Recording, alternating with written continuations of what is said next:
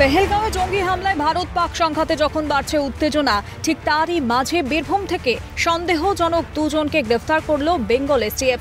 ধৃত সাহেব আলী খান এবং আজমল হোসেনের সঙ্গে নিষিদ্ধ জামাতুল মুজাহিদিন জঙ্গি সংগঠনের যোগ রয়েছে বলে সূত্রের খবর। বৃহস্পতিবার বীরভূমের নলহাটি এবং মোরারইতে অভিযান চালিয়ে দুজনকে গ্রেফতার করে বেঙ্গল এসটিএফ। ধৃতদের বিরুদ্ধে সংখ্যালঘু তরুণদের মগজ ধোলাই করে দেশের বিরুদ্ধে উস্কানি দেওয়ার অভিযোগ উঠেছে।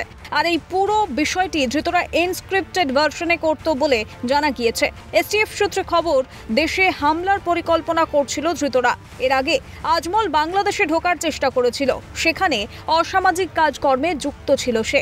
আগ্নেয়াস্ত্র এবং বিস্ফোরক তৈরির চেষ্টা করছিল। মূলত তাদের লক্ষ্য ছিল গাজওয়াতুল হিন্দের আদর্শ প্রতিষ্ঠা করা।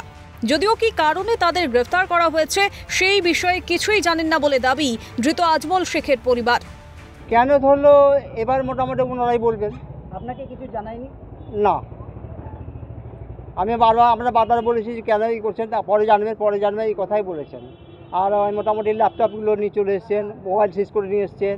অন্যদিকে ফের গ্রেফতার মহিলা সহ 16 জন বাংলাদেশি অনুপ্রবেশকারী। অভিযোগ, বেশ কয়েক মাস আগে উত্তর 24 পরগনার ভারত বাংলাদেশ সীমান্ত দিয়ে অবৈধভাবে ভারতে আসে ধৃতরা। ভারতের বিভিন্ন জায়গায় কাজ করার পর ভারত পাকের সংঘাতের ফলে ফের বাংলাদেশ ফেরত যাওয়ার পথে তাদের আটকায় পুলিশ। নদিয়ার ধানতলা থানার পুলিশ অভিযান চালিয়ে নিরালাপাড়া এলাকা থেকে বাংলাদেশি অনুপ্রবেশকারীদের গ্রেফতার করা হয়। পাশাপাশি তাদের সাহায্য করার অভিযোগে ভারতীয় দালাল রামু দাগার কামাতকে গ্রেফতার করে পুলিশ। আর তার বাড়ি বিহারের মধুবনী জেলায়। ভারত পাকের সংঘাতে যখন বাড়ছে উত্তেজনা, তার মাঝে গ্রেফতার ভারতে নিষিদ্ধ জঙ্গি সংগঠনের সঙ্গে যুক্ত 2 সন্দেহভাজন জঙ্গি। পাশাপাশি গ্রেফতার হয়েছে 16 জন বাংলাদেশি অনুপ্রবেশকারী।